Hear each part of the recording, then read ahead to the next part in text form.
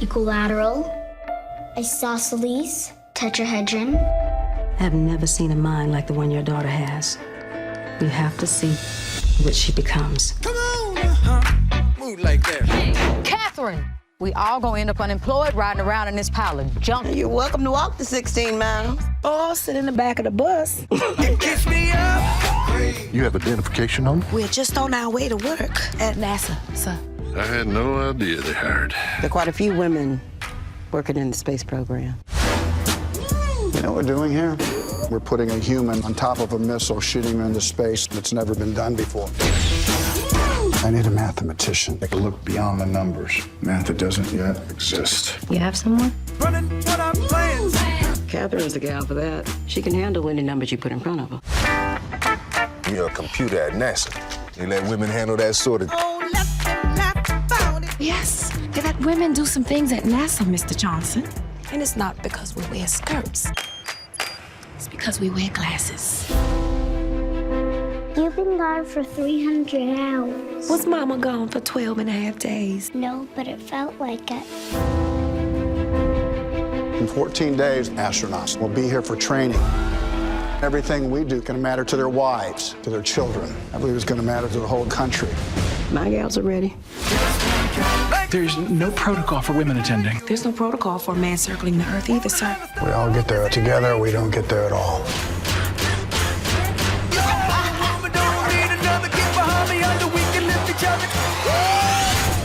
Let me ask you, if you were a white male, would you wish to be an engineer? I wouldn't have to. I'd already be one. Don't you know that we're able? Give it up one more time for Hidden Figures, a wonderful movie. I was talking to you guys about it in the green room, and they did a wonderful job on this movie. You must be so proud to have been a part, consulting with the filmmakers, with the director. I mean, the way that you were talking about it in the green room, it seems like you were sort of a part of the whole process along the way. What was it like to see the movie come to fruition like this? I mean, this you know, for somebody who has never written a book, this is my first book.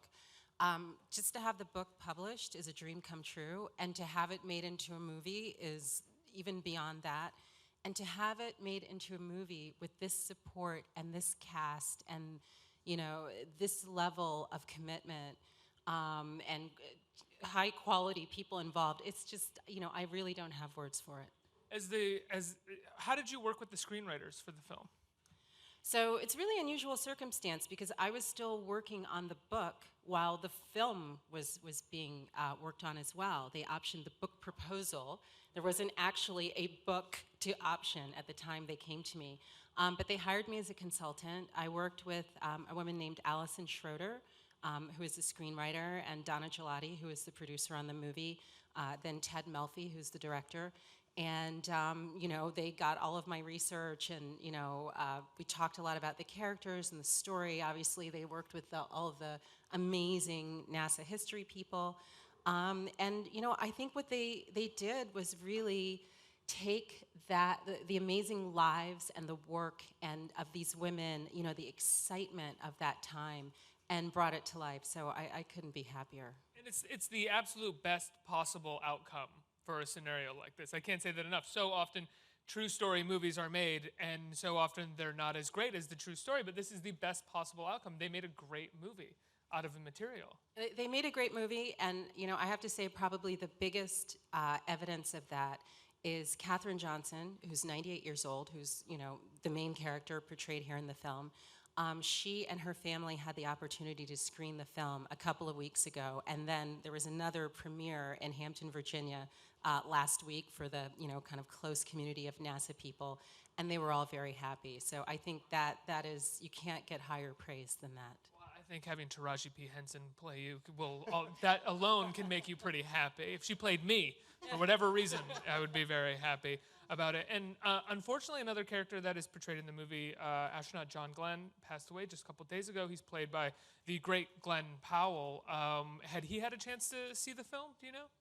Now, I don't believe that John actually saw the film, but I know that Ted Melfi was keen on trying to get him a copy of it, but unfortunately, Senator Glenn was in declining health the last few weeks, so it's kind of sad. But he was well aware of the movie and the project, and I know they've been in touch with him. So. What was it like to take part in this film, and what about this story? I mean, I could say why it's important and why it's so essential, but in your own words, you say it. Well, like Margot, this is a first for me too. I've been a NASA chief historian for about 6 years, and I've never been called on to consult on a movie before, but it's kind of fun. Is that because most space movies that we get are not historically accurate nor about history at all? They're just kind of go into space and blow up that comet and save the world for us. Yeah, there's some of that, but I think part of it is that Ted Melfi in particular and the whole team were such animals about trying to make sure they were as accurate as possible. We get questions. We had people from all over NASA looking up the answers for them about, how many cars would have been in a parking lot at Langley on this day in 1962, and what did they look like? Things like that. We were shipping them manuals for how the Mercury capsule worked, so they were really into as many details as they could get. Were you surprised by that? I was very happily surprised because I think the movie shows the tender, loving care they put into making sure they were as accurate as possible. What is it like for the two of you to see these women depicted in film, to see these women finally get the sort of historical treatment that I would imagine, in knowing about them, you feel like they deserve? It's wonderful. It's a tremendous opportunity. It's a great example. They serve as wonderful role models, and they are able, we will see, and I'm sure they will be able to inspire young girls to pursue non-traditional STEM fields. So it's a wonderful story, and we're so happy that it's being told now, and that it's told so accurately and so wonderfully.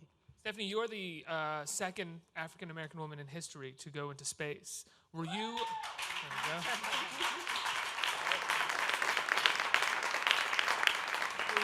Were you aware? I would assume you are because there are centers named after Katherine at NASA, right? Were you aware of the Hidden Figures story?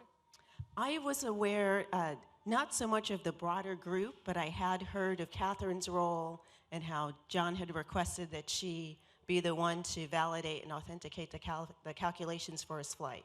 So I did not know, unfortunately, about the larger group and the team, the West Computing group, the West Area Computing Group, but I did know of Katherine and her role. Mm-hmm. How did you find out about this story, and when did you sort of start digging around? There were two things, I guess. One is I knew a lot of the women. Like, I remember being a little girl and seeing Katherine Johnson, at meetings that my parents went to and things like that, because, my father, he's now retired, but he's a NASA Langley research scientist. And so there were, one thing was knowing the women, but the other thing was knowing the story, and there was this moment 6 years ago when my husband, we were visiting my parents for Christmas, and we'd run into, one of these women who had worked at NASA. My dad started telling the story about, these women, they did this work, and Katherine Johnson, she calculated the trajectories, for the early Mercury missions.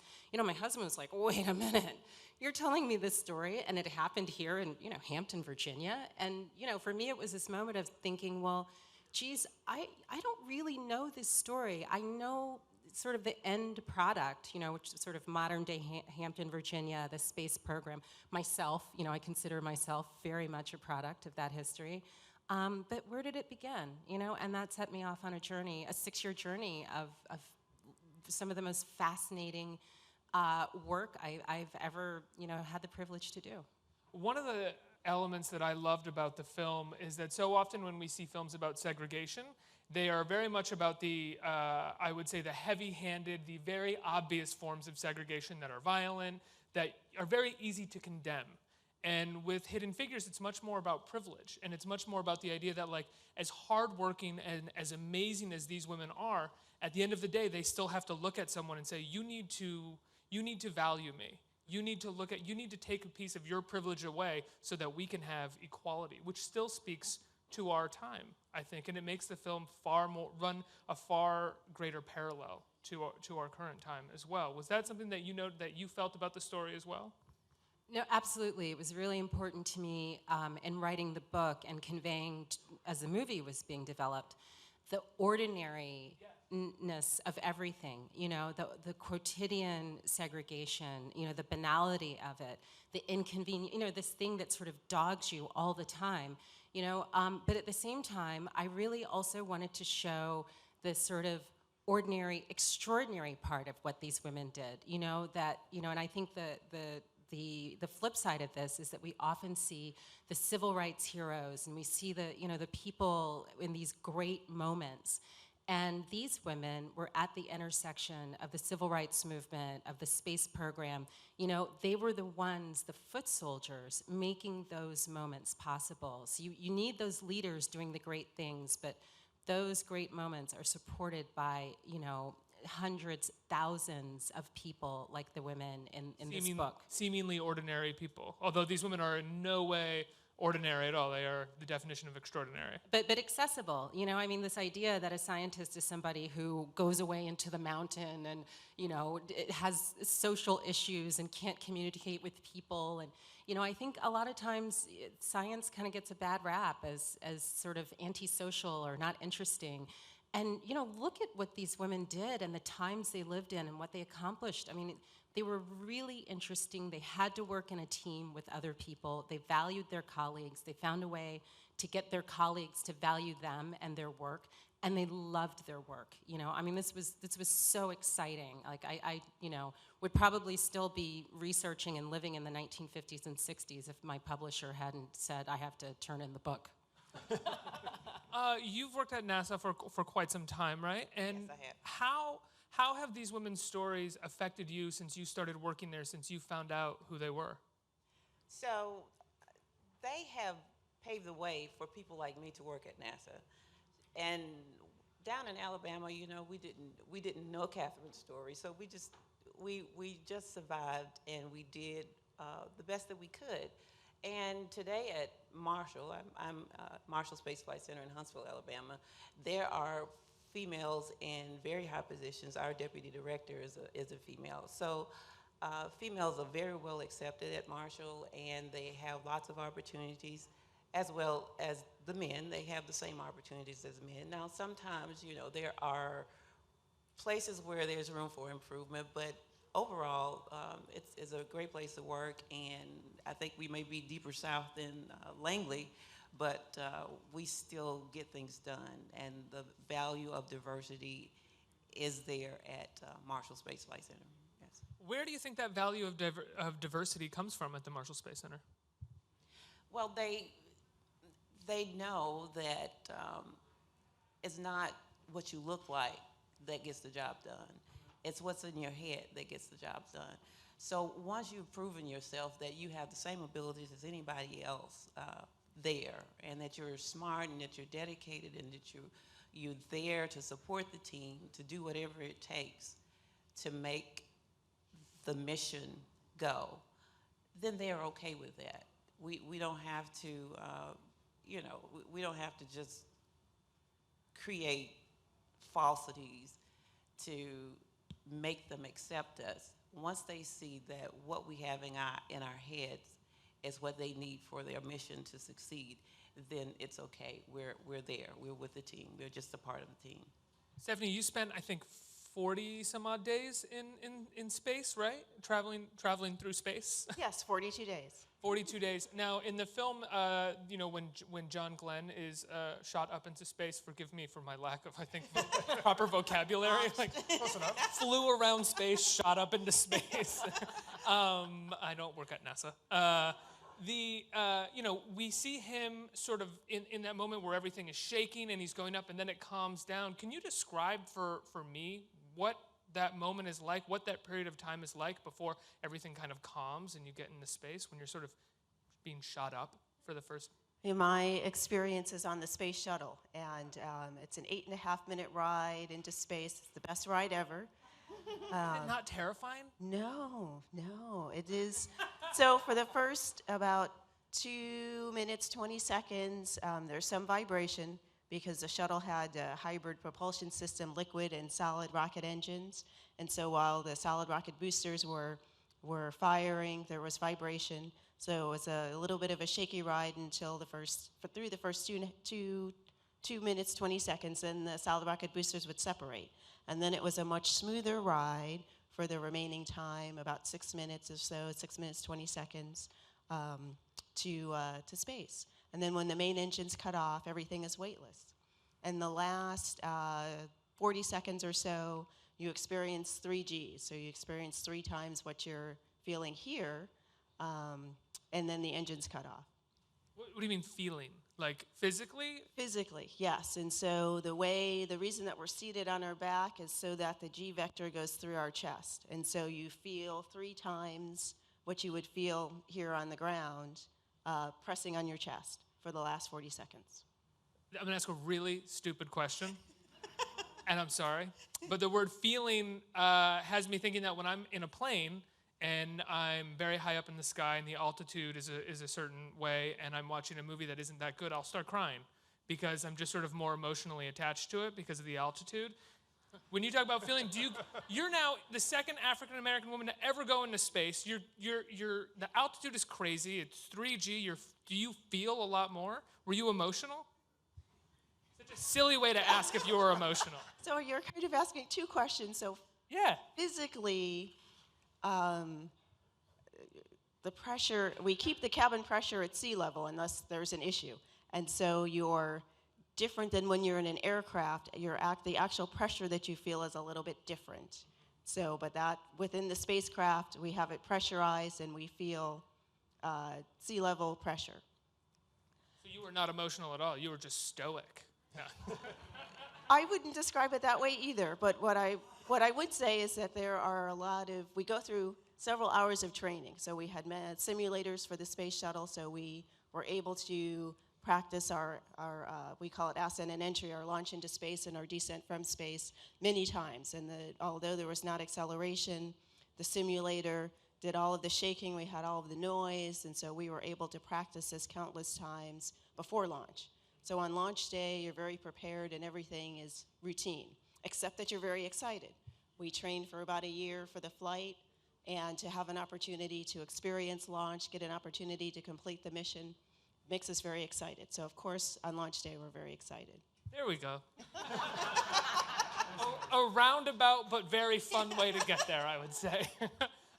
Bill, how did Katherine Johnson and the women of Hidden Figures, how did their legacies live on? When was it decided at NASA that they would sort of, name a center after Katherine and sort of make sure their legacies carried on? Well, Early work on the women computers actually sort of began in the 90s. So we had several people who were doing research in the early 90s on the subject of the women computers in general. And then, of course, the African-American computer story is a really interesting one. So that was being done for a while, and as a historian, it was great to see that all this material that we'd gathered and stored away in archives gets mined by somebody who is brilliant as Margot to create a great book and then it turned into a movie. The work on that had been done in the 90s, but the movie brings out the story in a much bigger way and in a great way where people who wouldn't otherwise pick up a story about this or read a NASA history book about it will see the story in a very compelling fashion. So that's a great thing. Katherine's particular legacy, I think, has been noticed mostly in the last couple of years, in large part because of Margot's work, I think. Of course, you got the Presidential Medal of Freedom last year, and then NASA has named the new computing facility building at Langley Research Center after her. That building is now being constructed and will open next year. So, in reality, she's had to wait a few years to get the recognition she deserves, but well deserved, and glad to see it coming. Absolutely. Margaret, when they optioned the book, I mean, you said you hadn't finished writing it yet, essentially, when they optioned it, was there anything about the story that you wanted to make sure that they held on to? Anything about what you had researched that you're like, this has to be a part of it? Like, don't let this go? I think it's hard to make a movie about math. This is sort of this abstract thing. And I really got into learning about the aeronautics and the science and what the women were doing. And I spent a lot of time with the research reports, which NASA makes available to anyone who wants to look them up online. I mean, which I got kind of hooked on reading these research reports. And I think what they did with the movie was they really did make it also about the work. You know, it's about the discrimination they face, the struggles, you know, these kinds of things. But what I really think that they did and was really important to me was to honor them as professionals. You know, never to remember that mathematician was also part of their identity, and a really important part of their identity, that they loved their work and they loved working for NASA. And I think they really made a point of and did a very good job of showing that in the characters in the movie. Absolutely. Let's open it up to the audience for questions. Who has a question out there? You. Hi, guys. So like nervous for some reason. I just want to say before I ask my question, I just want to say that you guys are like the prime example of Black Girls Rock, like all around, literally the universe.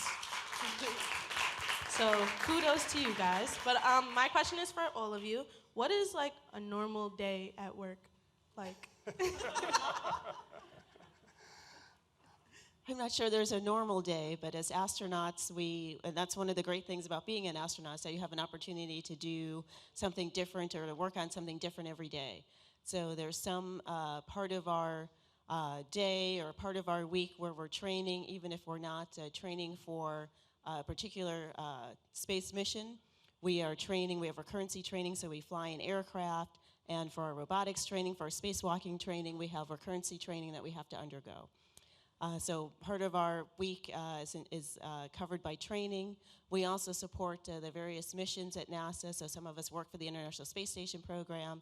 Some of us work on a new and upcoming program, the Orion program or the Space Launch System program. Some of us are working with the commercial crew partners of Boeing and SpaceX to bring about those vehicles. So we do technical support, science, and engineering for the projects at NASA. And then part of the time we are out speaking publicly about the work that's done at NASA and speaking to school kids.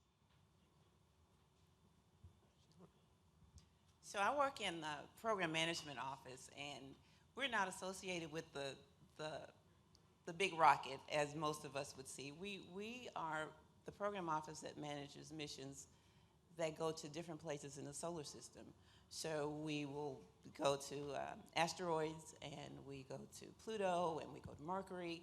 So those are the missions that we manage, and the program office basically kind of oversee those projects and make sure that they're all following the right requirements, that NASA has a lot of requirements in order to protect the safety of our hardware and also the safety of our astronauts in space. So we have to make sure that all of our missions are following all those guidelines and that they're considering all the risks that may be available, that they may encounter, and that we're doing everything we can to mitigate those risks to make sure that we accomplish the science that these missions are there to accomplish. So we attend a lot of meetings, we participate in a lot of telecons and WebExes, and it's fun stuff still, though. It's a lot of fun because the work is so interesting. Next question. Hi.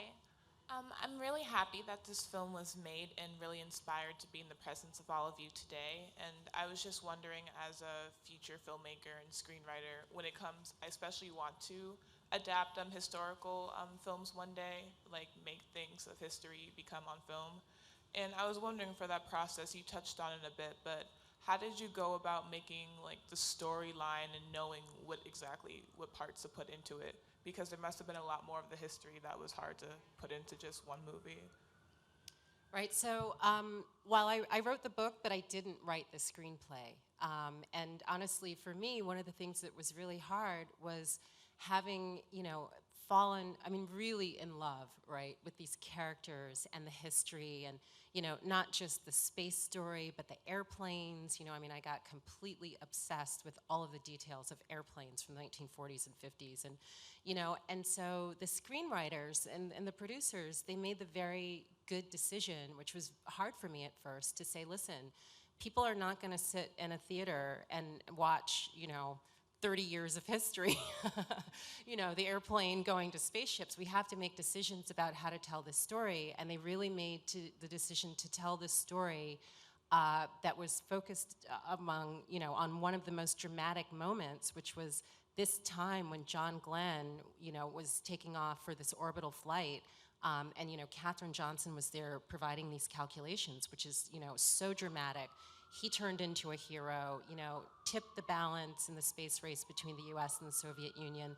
I mean, it is like a cinematic moment at its best, And so those, Allison and Ted and Donna, I think what they really did was focus on that moment so you get this amazing experience in the theater, but they built the characters and the secondary storylines and things like that, so they really did capture the essence and a lot of the themes of the book. So I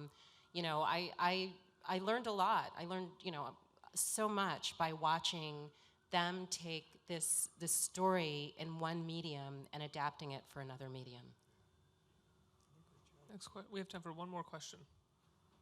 Hi, I was just wondering, there's a lot of difficulties implementing the story into the movie sometimes. So do you think that it follows the exact play, or do you think that it's kind of a different visual? They definitely sort of created composite characters and, collapsed some of the storylines to make a movie that, is really exciting and sort of takes all of the events, the most important events together.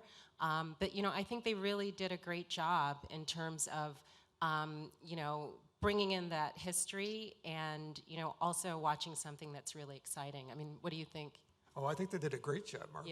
Yeah. I mean, to me, one of the amazing things about the script is, and the actors as well, what they bring to it, is that you've got all these other sort of subplot lines going on that kind of come out in a movie anyway. You've got the whole, the race discrimination, you've got gender discrimination issues, you've got the changes in technology where people's jobs are going away and how they're going to handle it. All these themes manage to weave their way through the script, and it's just, they do a fantastic job of pulling it all together and making it compelling. And the performances are amazing as well. Exactly. I have to say that. The film opens in New York, I think in LA, on December 25th, and then it opens wide on January 6th. It's so wonderful. Thank you so much for being here. Congratulations, guys, on Hidden Figures. Thank you.